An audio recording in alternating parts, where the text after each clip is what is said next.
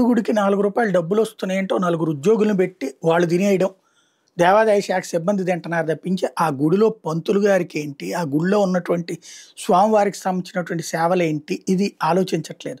క్రమంగా శిథిలావస్థకి చేరుకుంటున్నటువంటి ఆలయాలు బోలెడు. ఆ గుడికి బోలెడంత భూములు ఉన్నా సరే అట్లాంటి పరిస్థితి అయిపోతున్నటువంటి దేవాదాయ శాఖ భూముల్ని సేద్యం లేకపోతే వేలాలు వీటిట్లో తీసుకున్నటువంటి వాళ్ళు అది తిరిగి ఇవ్వక దశాబ్దాల తరబడి అట్లా ఉండిపోయి కనీసం ఆ కౌలు కూడా చెల్లించినటువంటి పరిస్థితిలో ఉన్నటువంటి బోలెడు.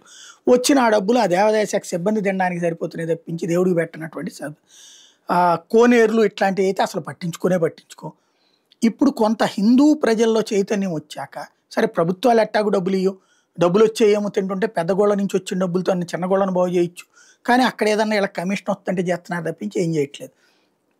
బట్ ఒక కీలకమైనటువంటి అంశం ఏంటంటే ఈ మధ్యన తెలుగు రాష్ట్రాల్లో ఎవరో కొంతమంది ఒకళ్ళిద్దరు యూట్యూబర్లు ఒక కాన్సెప్ట్ బిగిన్ చేశారు. కోనేరులు చుట్టూతా చెత్త చెదారం అంతా తీసేటటువంటిది పిలుపునిచ్చి ప్రారంభించడం, దాంతో చుట్టుపక్కల వాళ్ళందరూ తలా ఒక చెయ్యేసి వాటి చేయటం, అక్కడ పూజ చేయటం. ఇప్పుడు అట్లాంటిదే తాజాగా మరొకటి జరిగింది. ఏదైతే అంటే ఒక స్ఫూర్తితో ఇంకొకళ్ళు చేసుకొచ్చింది అనమాట. ఆళ్ళగడ్డ దగ్గర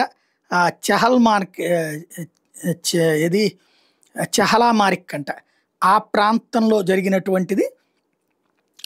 ఇట్లాంటి ఒక కోనేరుని ఖాళీ చేసి పూర్తి చేసి బాగు చేసి చేసినటువంటిది తెలుగు ఇన్ఫ్లుయెన్సర్సే సోషల్ మీడియా ప్లాట్ఫారాల ద్వారా ఇచ్చిన పిలుపుతో పబ్లిక్ అందరూ చేరేటప్పటికీ ఆళ్ళగడ్డ దగ్గర మరొకటి బాగుపడినటువంటి పరిస్థితి ఉంది. ఓవరాల్గా గుళ్ళ మీద కూడా ఇట్లా సీరియస్గా కాన్సన్ట్రేట్ చేస్తే హిందూ యువత కొంచెం బెటర్ ఏమో.